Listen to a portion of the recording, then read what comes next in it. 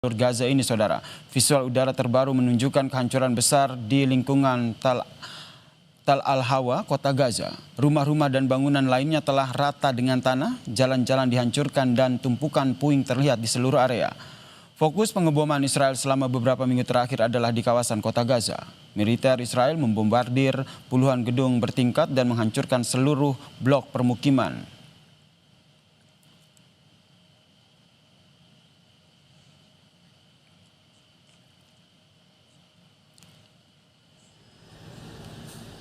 Truk-truk bantuan kemanusiaan, saudara, mulai bergerak memasuki jalur Gaza menyusul fase pertama perjanjian gencatan senjata Hamas Israel.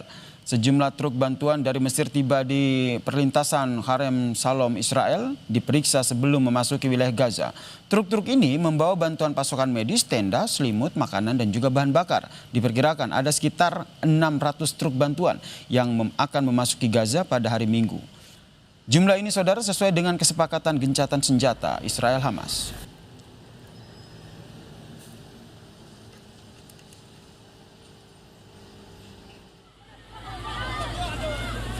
Sementara itu, saudara, warga Gaza langsung mengerumuni truk yang datang membawa bantuan. Mereka berebut bantuan yang memasuki wilayah Khan Younis di jalur Gaza.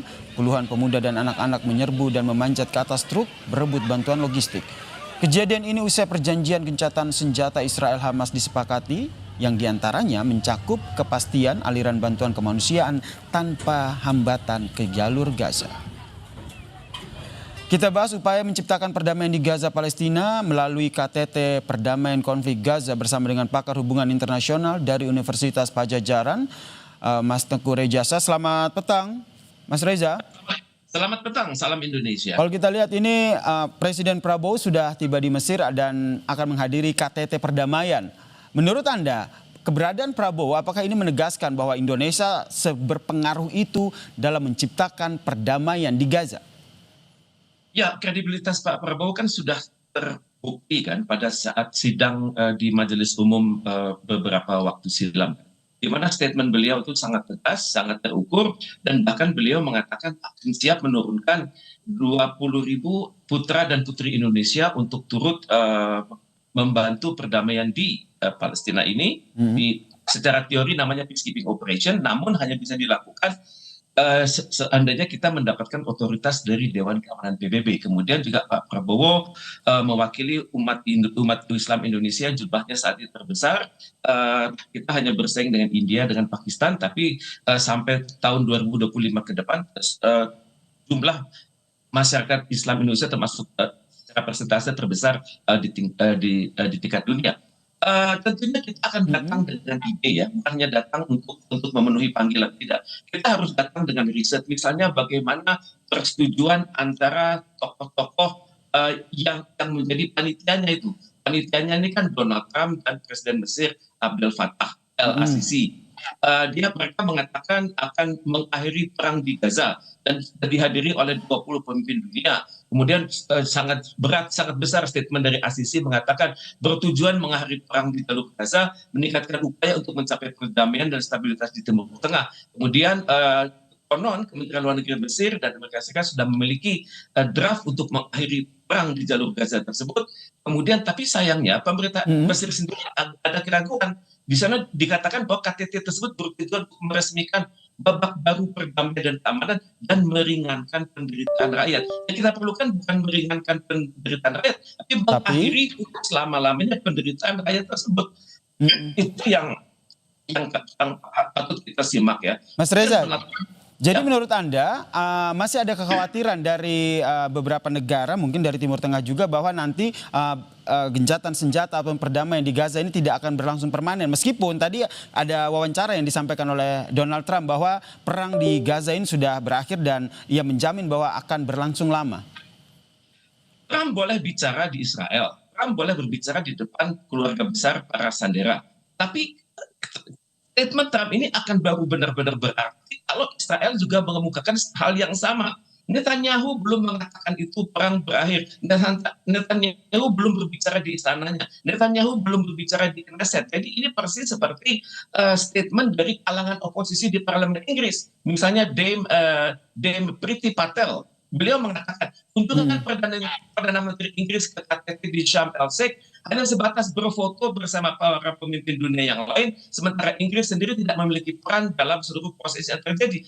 Jadi skenario ini adalah skenario Amerika Serikat, dan saya sangat khawatir kalau kita tidak datang dengan ide, kita tidak datang dengan formula, kita tidak datang dengan framework, maka Indonesia akan menjadi satu-satunya negara yang kecewa. Sementara negara-negara di Timur Tengah itu kita sudah tahu, mereka sudah berinduk kepada Amerika Serikat, Prancis, Turki, Inggris, Spanyol, Italia, European Union, kemudian juga Arab League, Raja Jordan dan juga Pangeran Kuwait. Mereka cenderung mengikuti apa kata Amerika Serikat. Nanti terakhir akan didukung pula oleh UN Secretary General Antonio Guterres. Dan saya perhatikan negara-negara Timur Tengah lain seperti Bahrain, kemudian juga Mesir, Qatar itu cenderung berada pada posisi Amerika Serikat. Jadi bagi Indonesia, kita datang ke sana sebagai amanah konstitusi, oke. Tapi Presiden Prabowo datang dengan tim riset yang sangat kuat, sehingga kita mengetahui skenario-skenario apa yang akan dilakukan.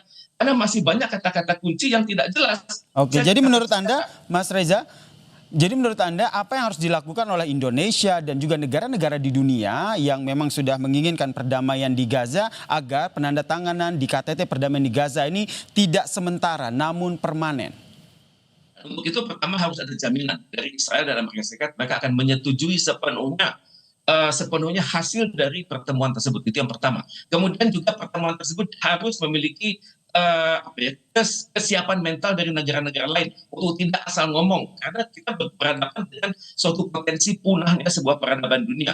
Kemudian kata-kata yang digunakan gencatan senjata, apa arti gencatan senjata? Apa gencatan senjata itu artinya yang berada di darat, tapi juga komando udara akan juga berhenti. Kemudian ada statement lain, pergantian tawanan, karena kalau berbicara soal pergantian tawanan itu ada jumlah yang belum fix. Misalnya apakah benar 20 sandera Israel itu masih hidup dan 28 sandera itu sudah meninggal, dan apakah benar Palestina akan menerima 250 tawanan dan 1.700 masih dalam proses hukum itu akan juga dibebaskan pada saat yang berbarengan. Ini adalah hal-hal detail yang harus kita perhatikan sejak dini. Juga tata kelola Gaza, apa yang dimaksud dengan tata kelola Gaza? Apakah sama dengan tata kelola versi Israel, versi kalangan Palestina, atau versi PBB? Indonesia kita datang dengan ide, sehingga pada saat terjadinya deadlock, itu kita bisa memberikan suatu formula yang benar-benar dapat dipertanggungjawabkan. Oke, harapannya tidak deadlock dan benar-benar perdamaian di Gaza ini terrealisasi, karena kalau Indonesia sendiri dari Presiden Prabowo sendiri kan juga sudah menyatakan bahwa akan mengirim 20.000 pasukan di Gaza. Menurut Anda pelaksanaan dari janji pengiriman 20.000 pasukan ke Gaza ini akan seperti apa terrealisasinya? Saya pikir kita selama ini selalu berbicara dengan bukti, bukan janji. Kalau Pak Prabowo mengatakan 20.000 pasukan Indonesia sudah siap, saya pikir sebenarnya 25.000 itu sudah siap, dan 20.000 ini sedang dilatih terus-menerus di kawasan Sentul. Dan di kawasan Sentul ini bukan hanya latihan militer, tapi juga namanya 7-in-1. Itu ada pusat misi pemeliharaan perdamaian, ada pusat pasukan siaga TNI, ada pusat pelatihan dan penanggulangan terorisme, deradikalisasi, ada pusat pendidikan dan pelatihan penanggulangan bencana, dan pusat pengembangan strategi dan diplomasi kebahasaan. Kita sudah siap dengan satu paket pasukan perdamaian yang bukan hanya berurusan dengan hal-hal kemiliteran, tapi juga dengan hal-hal lain, hal-hal komunikasi, hal-hal kesejahteraan sosial, hal-hal dukungan psikologis, dan juga hal-hal konflik terjadinya konflik horizontal di kalangan masyarakat Palestina. Secara sejarah, kontingen Indonesia adalah kontingen yang ditunggu oleh masyarakat yang sedang dilanda konflik. Jadi menurut Anda selain merealisasikan janji pengiriman 20.000 pasukan, apalagi yang harus dilakukan oleh Presiden Prabowo agar peran Indonesia di KTT perdamaian Gaza ini betul-betul memperkuat posisi Indonesia di dunia internasional? Pertama harus ada rule of engagement, bagaimana hubungan Indonesia dengan masyarakat di Palestina nanti. Kemudian juga ada rule of engagement, bagaimana hubungan Indonesia dengan Israel di tingkat lapangan. Karena secara diplomatik tidak ada hubungan, tapi tentunya hubungan ini bisa difasilitasi oleh United Nations Security Council. Dan untuk itu harus ada rule of engagement. Misalnya kedatangan pasukan Indonesia itu tidak ditafsirkan oleh pasukan Israel sebagai berpihak. Kita tidak boleh dijadikan sasaran tembak oleh pasukan Israel. Kita juga harus perhatikan memperhatikan komunikasi apa yang akan dilakukan di lapangan antar gugus tugas peacekeeping operation Indonesia. Kemudian bahasa-bahasa sandi apa yang boleh dan tidak boleh. Kemudian boleh tidaknya menggunakan fasilitas satelit. Kemudian bagaimana LO kita.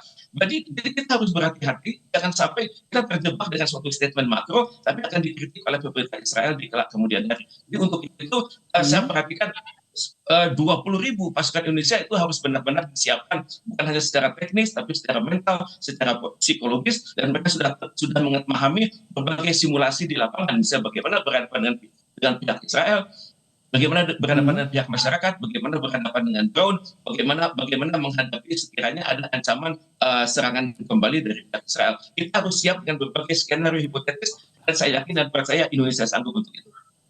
Baik, kita nantikan ya seperti apa hasil dari penandatanganan KTT yang ada di Mesir ini. Harapan kita bersama ya, Pak Reza, ini betul-betul membawa perdamaian di Gaza. Terima kasih Pak Reza. Terima kasih.